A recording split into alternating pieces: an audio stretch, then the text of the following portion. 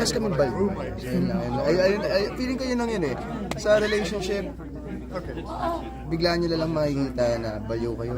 Hindi lang baliw sa isa't isa, pero baliw lang din kayo in general.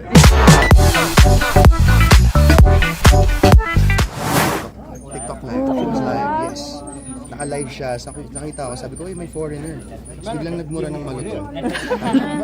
Ayun, so nasa TikTok kami nagkakilala. Una, hindi niya ako pinapansin. Kasi nag-message ako sa kanya. Sabi niya, fuckboy daw.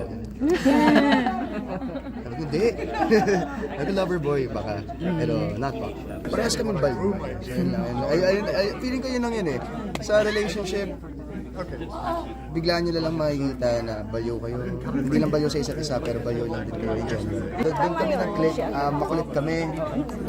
She understands yung kabaliwan ko. She understands what I do. She understands how seriously I take this job. And for me, that means a lot kasi, you know, it's not easy. Alam ko naman, it's not easy watching your partner kiss someone else on screen.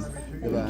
Pero she's always there, she's always watching my films, she's always supporting all the films na ginagawa ko regardless of kung may kissing scene ba or wala.